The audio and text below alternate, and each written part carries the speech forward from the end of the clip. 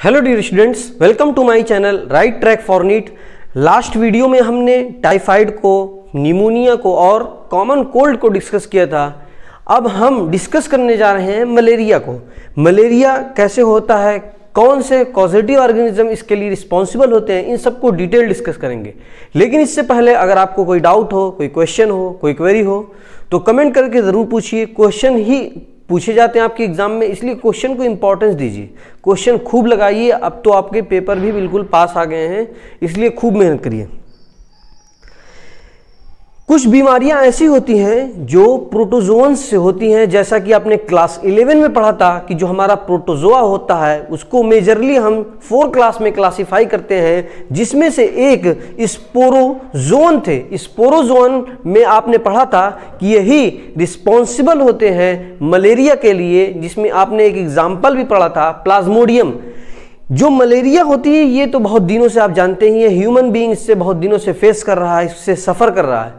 जो प्लाज्मोडियम हमारा होता है वो उसकी कई स्पेशीज पाई जाती हैं, जैसे Plasmodium falciparum, Plasmodium vivax, Plasmodium malaria. ये होते हैं responsible different type of malaria के लिए। लेकिन इसमें जो सबसे डेंजरस है वो है प्लाज्मोडियम फैल्सीपेरम। ये कभी कभी फैटल भी हो जाता है, डेथ भी हो सकती है।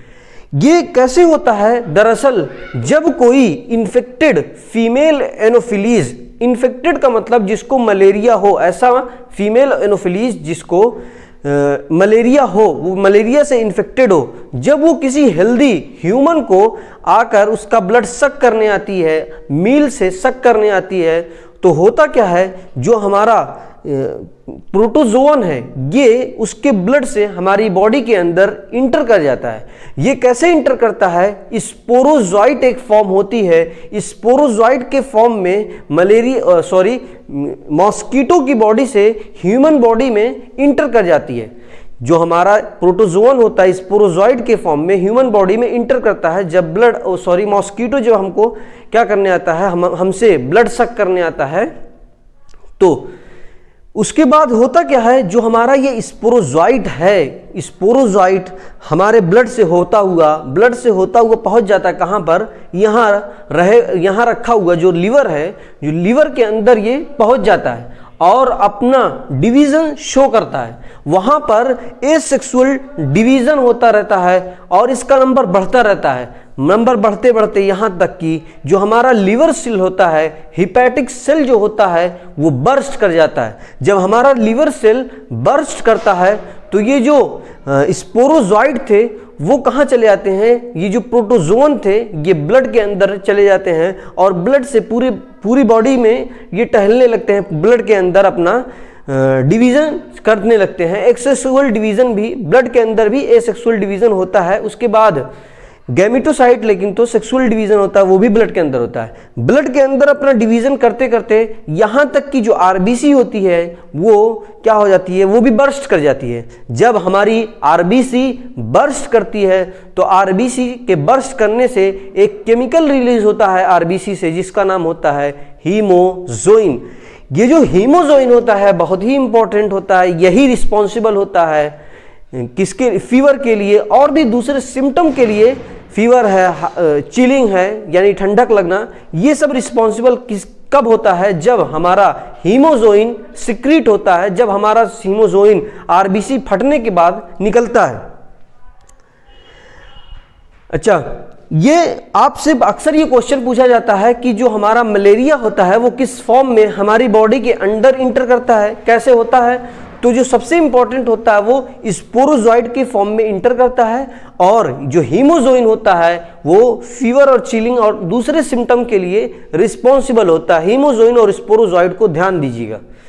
इसके बाद होता क्या है, अगर अब हमको मान लीजिए मलेरिया हो गया, हमारे अंदर हमको किसी इन्फेक्टेड फीमेल एनोफिलीज ने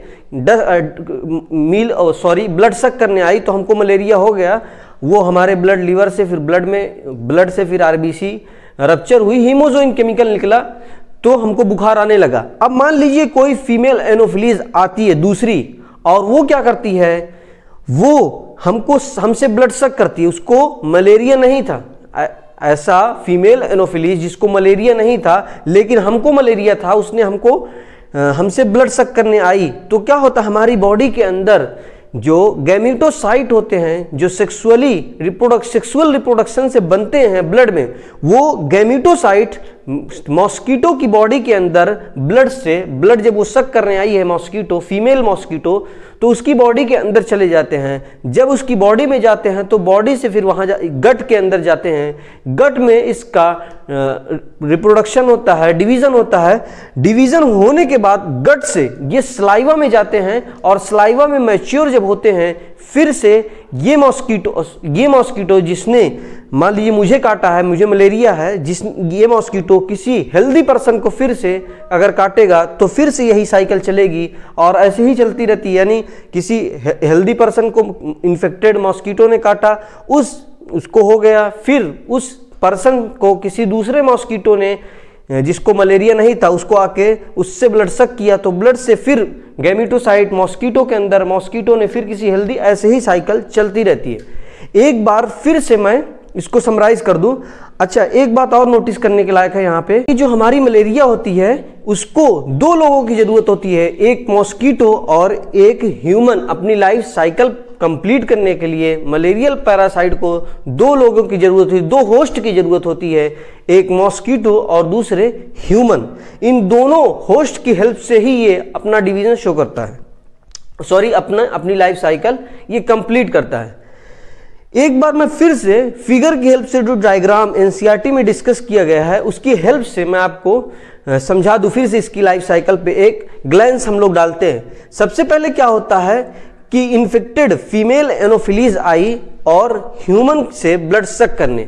जब वो ब्लड सक करने आती है ह्यूमन के अंदर तो स्पोरोजोइट इसके अंदर ह्यूमन के अंदर रिलीज कर देती है। उसके स्लाइवा में स्पोरोजोइट होता है तो ह्यूमन बॉडी के अंदर रिलीज कर देती है स्पोरोजोइट।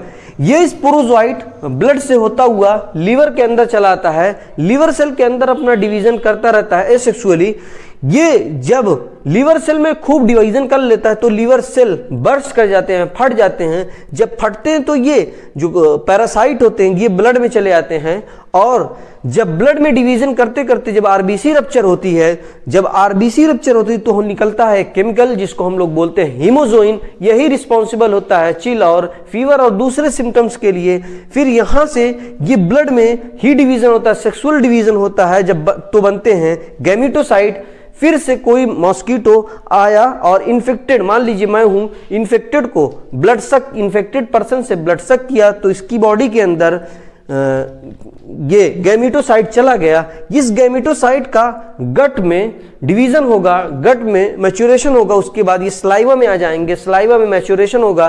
फिर से अब ये इन्फेक्टेड जो मॉस्किटो है वो किसी दूसरे ह्यूमन को अगर दूसरे ह्यूमन से ब्लड सक करेगा तो उसको भी मलेरिया हो जाएगा। ये है हमारी मलेरिया की लाइफ साइकिल जिसके लिए दो होस्ट रिक्वायर होते हैं अपनी लाइफ साइकिल कंप्लीट करने के लिए। बड़ा ही इंटरेस्टिंग होता है, डाइजेनेटिक होस्ट इसको बोलते हैं कि दो होस्ट इसको चाहिए अपनी लाइफ साइकिल कंप्लीट करने के लिए। बहुत ही इंपॉर्टेंट होता है, आपसे अक्सर मलेरिया की लाइफ साइकिल पूछी जाती है इसलिए इसको इंपॉर्टेंस दीजिए। ठीक है, थैंक यू। अगर इसमें कोई डाउट हो, कोई क्वेश्चन हो तो कमेंट करके जरूर पूछिए। ठीक है, थैंक यू।